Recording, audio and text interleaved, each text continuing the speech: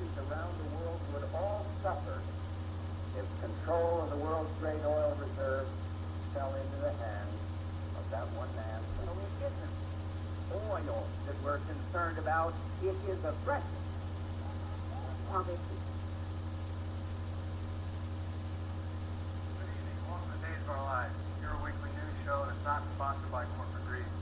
Tonight we have Jeff Danielski doing Corporate Demon. I'll be doing Shortcuts. We'll also show a video piece about the upcoming drug conference this weekend. But tonight we'd like to start off with an interview. And tonight in our studio we have with us Father Dan Aerts, a Roman Catholic priest in the Diocese of Grand Rapids who works in Remus, Michigan, who this past June was a part of a delegation with Pax Christi to Haiti. About a year ago, the democratically elected president of Haiti, Jean-Bertrand Aristide, was subject of a coup in that country. And since then, there's been a lot of things have been happening that not a lot of us have heard a lot about in this country. So it's always very important to have people from this area who've been there first themselves. So we appreciate you coming on the show tonight, Dan. Thanks. Glad to be here. And because we're not hearing a lot in the corporate media, could you share with us some of your experiences of what you saw and your assessment of what's happening in Haiti right now? I'd be glad to. It was a very powerful experience to be in Haiti after the fall of Aristide. There were 13 of us who went in the delegation. Pax Christi is an international Catholic peace and justice organization. We went down to meet with human rights leaders, church workers, members of Aristide's cabinet, and other supporters of Aristide, and people who are involved on the front lines in the situation there. In a nutshell, the situation is that Aristide is the first democratically elected president in Haiti's history. Elected out of a field of 8 candidates. Now get that, 8 candidates, not just 2 like we have here, but 8 candidates, and he received 67.5% of the vote. So he's tremendously popular with the people, and that continues to be the case. He was then overthrown in September of this last year, and the people are still waiting and longing for him to come back. Again and again, we meet people and say, when is he coming back? When is Aristide coming? Do you know anything? Can you talk to your president and get him back? The situation, the country fell into just a disastrous situation after the coup. Perhaps 2,000 people were killed immediately following the coup. There has been a consistent reign of terror carried out by the military and the sort of paramilitary forces of the country. There are 7,000 soldiers in this tiny little country of Haiti, but then beyond that, there are 20,000 what are called section chiefs, and they would be in charge of a geographic area with perhaps up to 100 men under them, kind of the old Tonton Soukout, the boogeymen who come and take people in the night and disappear them. We met with a number of people who have lost family members or who have themselves been arrested, imprisoned, tortured. We heard stories about a family the whole family was forced to watch their 10-year-old daughter raped by 7 soldiers, and she died that night. We heard stories about a practice called necklacing, in which they will light a tire and hang it around a person's neck until they obviously die an excruciating death. We heard about a woman who was 6 months pregnant, beaten until she miscarried, and she herself died the next day. We heard about the military coming into hospitals and preventing patients from being treated or shooting them in the hospital beds. We heard about 2 friends who were riding on a bike together. They were stopped by the police, and the one under a death threat was forced to beat up his friend that he was riding with. A man forced to have sex with his mother while the soldiers watched and laughed. Story after story after story, unbelievable things that are true, and we saw the first evidence of it, and it was terrifying. The church is being targeted now for persecution. It was always kind of a safe place, but because more and more the local church has stood with the poor, and in this quest for dignity, human and human rights, more and more it's being targeted. President Aristide, of course, is himself a Roman Catholic priest. His church was firebombed. In fact, 2 weeks before we were there, an orphanage that he founded a few years ago and has continued to oversee was firebombed. It had been firebombed 2 years prior to that, and 4 children died. This time, no children died, but now we were told they sleep with stones under their pillows in case the soldiers come back. You know, these are little kids, boys who are in this orphanage. We met with people who are living in Haiti, including priests and lay people, both of whom are having to move house to house, stay a night or two in a house, and move on to another place for fear of the military or these section chiefs and their goons. We heard about church services being disrupted, huge services on Easter, and the soldiers coming in and firing randomly in the churches. It's an unbelievable situation, and right here in our hemisphere, and that's one important piece of things to realize. This isn't some faraway place. That Haiti is only 500 miles from the United States. It's at our doorstep, really. And one priest that we met with who's living in Haiti had a wonderful quote. He said, you know, if your house is on fire, you run to your neighbors for help. He said, our house is burning, and we're coming to our neighbors. We're the rich neighbors, and in my estimation, we're failing to help. After the coup, an embargo was imposed. However, it's never seriously been enforced. It's still on the books, and there are some little minor things going on. But the reality is that goods, especially elite arms, are coming into Haiti every day to supply the military and the paramilitary forces. There are some folks who think that the embargo should be lifted because it's the poor who are suffering. But everybody that we talked to said, don't lift the embargo, enforce the embargo, put teeth into it. The United States government, the Organization of American States, could make this embargo work. People are convinced, and I'm convinced. However, we don't have a real will to bring back the democratically elected president. I think because we don't like his politics. He leans too far to the left. And so our government isn't very interested in seeing the democratically elected leader return, which is a scandal, I think, because we claim to be promoters of democracy. And here's an extraordinary democratic election, and it's simply been swept under the rug. So it was rather discouraging to see what a weak stance we've taken when we can be so forceful in some other areas. We've been hearing somewhat about the thousands of Christians that have been fleeing the country and coming by sea to trying to get into the United States and have been turned back.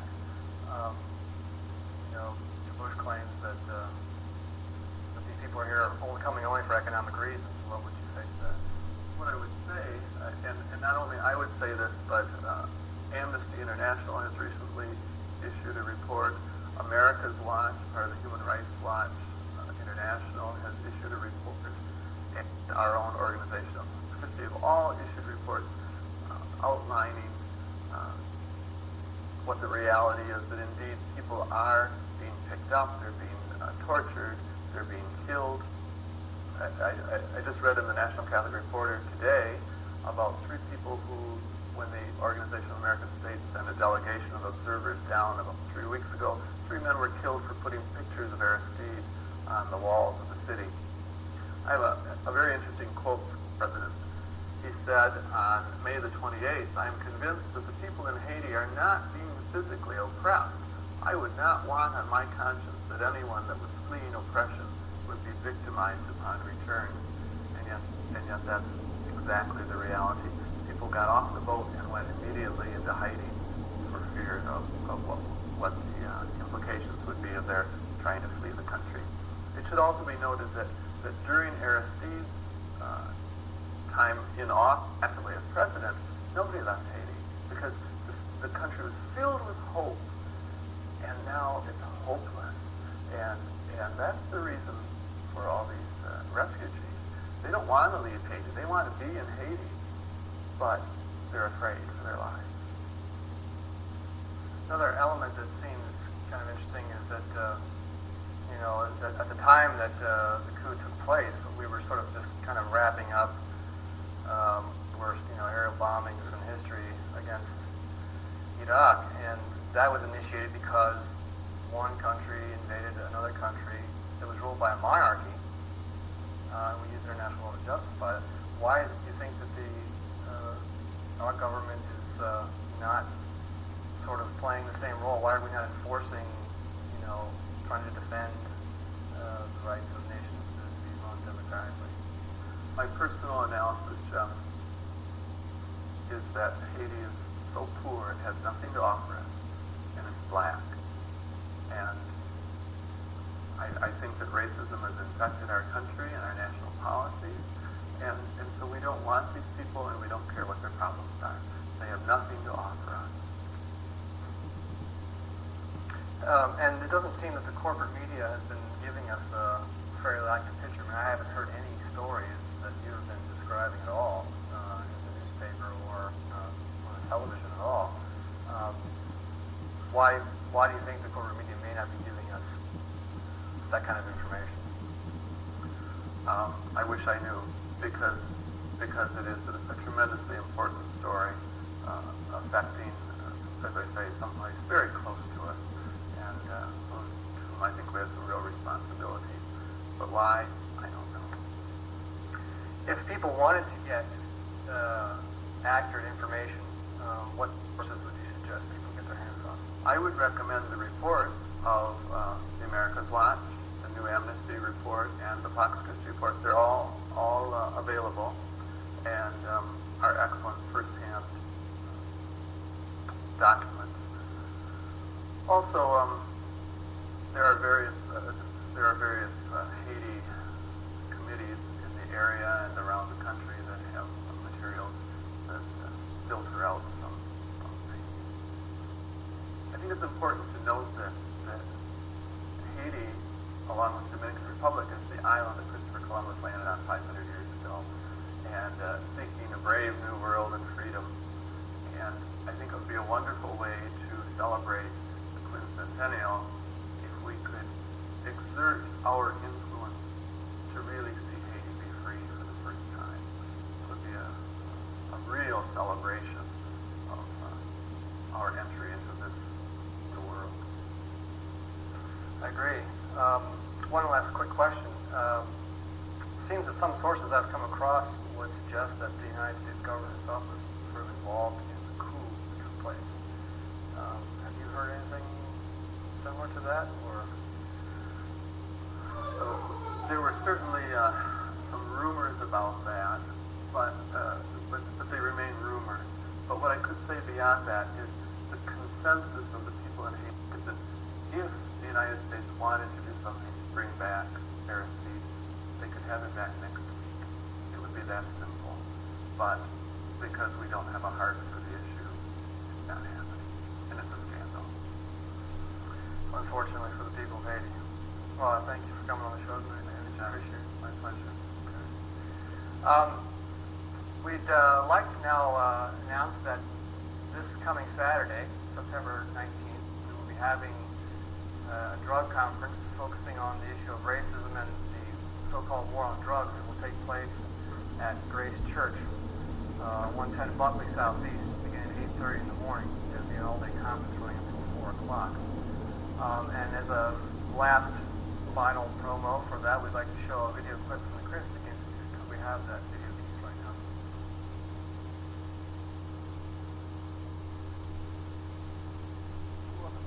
Right? And this little personal history, if you would. Well, coming up in Los Angeles for me was rather interesting. You were a member of the gang. I was a member of the gang, yes. Both Crip and Blood. Both Crip and Blood. Both Crip and Blood. And the way that came about is I lived in one neighborhood and moved to another. So I had to virtually fight my way into the acceptance of the gang. What happened was in the beginning phases of the gang, drugs were not involved in it. It was basically a territorial issue. All of the youth together before the gangs even began. So as the divisions came within the community, the gangs sprung up and we began to find our own friends. The first drug that came into the community was marijuana. And we would leave Southern California, go to Northern California to buy the marijuana, come back down to sell ourselves. From there, we began to sell pills, over-the-counter medications, some medications that was prescribed by doctors. Very easy to get a prescription and, bust a prescription. From there, it went into PCP. And the PCP money is actually what brought the cocaine money, brought the cocaine into South Central Los Angeles, because the individuals that had the money from PCP were able to afford the cocaine when it first hit the scene in Los Angeles.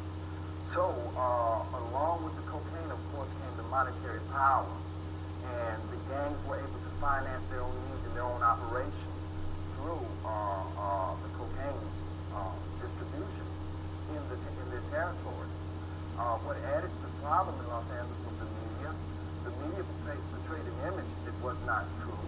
The media had the minority youth as the big bad person, if you would, the person that was actually the cause of the problem. You don't think of yourself as having been the cause of this problem? No, not at all. We did not fly in it, nor did we bring in the guns along with it. But we're in a condition where we were able to use this product after it arrived in the community for our own well-being. Because the jobs were taken out of the community, because there were no other avenues of opportunity to better ourselves, this gave us an opportunity to somewhat receive what the haves already have. The have-nots seeking the comfort of the haves through illegal addiction. Dr. Zimmer, you were a criminologist, yes? This situation that Mr. Wynn described. Good evening. Next time you reach for your box of Saran wrap to safely enclose your half-eaten McDonald's Big Mac, look at the name of the manufacturer. What you'll find is a name that's synonymous with poison and death. This week's corporate demon is Dow Chemical, a company whose products have ended thousands of human lives and destroyed an untold amount of our planet's ecosystem. 1965 was the year that Dow first began to produce napalm at the request of the Pentagon.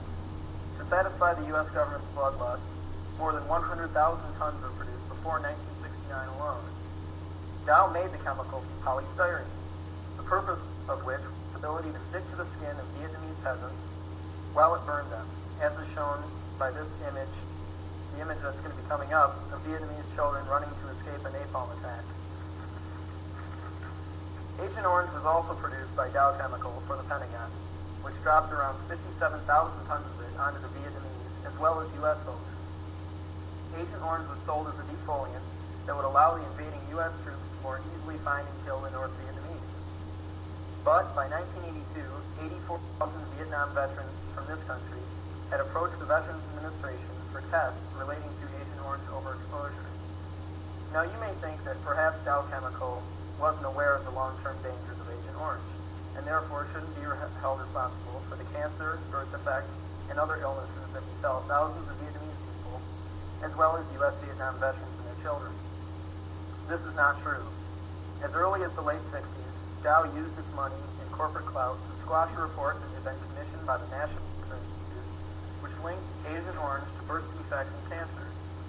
All in all, the United States dropped 6 pounds of hazardous chemicals for every man, woman, and child in Vietnam, and Dow had a large market share in this industry of death. But Dow's deadly games in the Third World didn't stop in Indochina.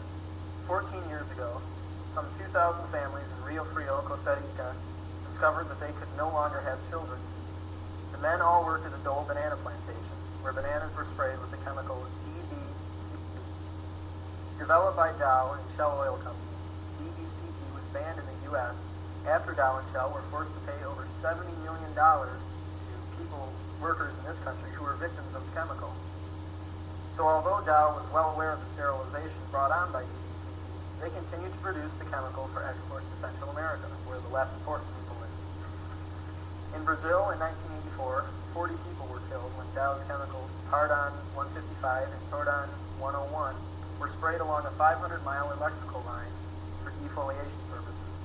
Two chemicals contain the same basic elements as Agent Orange. Dow was second only to DuPont in the amount of solid and liquid hazardous waste that it generates, with a total of 2,238,001 tons in 1983 alone, and Dow has been named responsible for the contamination of 9 Superfund sites. But now the, quote, dreaming of Dow has begun, with recycling programs and donations to wildlife funds galore, and behind these new age public relations stunts lies a good old American capitalist bottom line of profits before people. So the next time you hear the plastic rap about politically correct chemical companies, remember, don't believe the hype. And that's almost all the time we have tonight. No, we have more time tonight. And now we'll go to Jeff Smith with some shortcuts. Thanks, Jeff. The first shortcut is, Monday, August 30th, the Lansing State Journal ran an article entitled, quote, Expert Clashes Not Nazi Rebirth, unquote. The experts that they chose to quote are from the Heritage Foundation, and they say, quote, one thing this is not symptomatic of is a return to Nazi Germany, unquote. I guess in a twisted sort of way, the Heritage Foundation would be an expert on Nazi-related incidents, since many of its members have been Nazi collaborators or held Nazi views. The Heritage Foundation is a Washington-based policy analysis group that's become the most influential in our nation's capital. Founded in 1973 by its philosophical leader Paul Weyrich and its largest financial supporter Joseph Coors, they literally wrote the Reagan platform in a 1980 document called Mandate for Leadership. One of its proposals was to end federal programming that was aimed at ending racial discrimination. As far as Nazi affiliation goes, there are too numerous to mention here, but a few prominent ones are in order. Paul Weyrich himself, who was the former chair of the Heritage Foundation and philosophical leader, was a close friend of Franz Joseph Strauss, a noted Nazi collaborator in Bavaria, as well as Laszlo Pastor, a pro-Nazi Hungarian who was once a part of the Bush campaign. But when the press discovered his Nazi past, he was released from the campaign. Weyrich was also active in 1985, lobbying Congress to prevent the Justice Department from investigating suspected Nazi war criminals. Another Heritage member that has Nazi tendencies is Roger Pearson.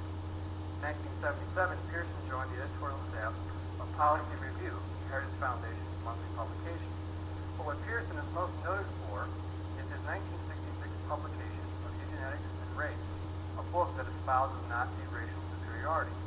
Pearson is also a member of the Institute for Historical Review and the Liberty Lobby, both of which maintain that the Nazi Holocaust was a complete fabrication. Their weekly publication is called The Spotlight. If you would like to read more on the Heritage Foundation and its Nazi communities, Days of Our Lives staff has on hand this book by Russ Bellon entitled Old Nazis, the New Right, and the Republican Party. Second shortcut is, on September 2nd, the Grand Rapids Press ran an article entitled, quote, Sale of F-16s to Taiwan may derail arms talks, unquote. The article states that the Bush administration's decision to sell 150 F-16 fighter planes to Taiwan has caused problems with the government of China. With the scheduled arms talks of the world's major arms suppliers about to take place, the Bush administration could be jeopardizing relations with China, as well as seriously affecting international agreements on arms sales to third world countries. The press article does quote Chinese Foreign Minister Quan Chin saying, on one hand, the U.S. is arguing for arms control, but on the other, it is selling very sophisticated fighter planes to Taiwan. What the press article fails to do is question Taiwan's need for so many fighter planes. This may be because of the historical role Taiwan has played in U.S. foreign policy. According to Tom Barry and Deb Prush of the Resource Center, after the so-called human rights policies of Jimmy Carter, many Central American nations, especially Guatemala, sought military assistance from other countries. One of those countries was Taiwan. Taiwan has assisted in numerous counterinsurgency campaigns in Guatemala, and General Rodolfo Zamora states that, quote, Taiwan military are specialists in psychological warfare, and their experience will be available to our youth. It is not surprising that in the late 1970s and early 80s, the USA government increased its sale of weapons to Taiwan, thus creating one of the many arms-dealing triangles that contribute to repression of the poor throughout most of Central America. For more more information on the arms dealing triangles of the USA government, you should read works by Jane Hunter. Some of her books are available at the Institute for Global Education, which is located at Fort Temple. That's all for shortcuts tonight. Jeff? Thanks, Jeff. Well, and next we actually do have not very much more time, but I'd like to announce, like I did last week again, in this year of the 500th anniversary of the invasion of Christopher Columbus and subsequent genocide of Native American people, we're holding a benefit concert for the American Indian Movement Friday, September 25th, 8 o'clock p.m. Fountain Street Church. The cost is only $4, and the bands are Mustard Plug, Grand Rapids' famous ska band, Sunfish, and newcomers Wonderboy. It's a great cause, it's cheap, great music. So anyone who'd like to, please come on out. We'd also like to let people know that if you're interested in getting involved in any anti-Columbus Day activities, you can contact Days of Our Lives staff here. We've got a couple ideas in the works, and we'd like some other ideas from any of you viewers or people who are interested. So you can get a hold of us here at the station. As well, if anybody is interested in helping in doing any research for any stories in the future, we can sure help here at Days of Our Lives. And if anybody would like to make some suggestions of stories, please write to us here at the station. So thanks again for watching.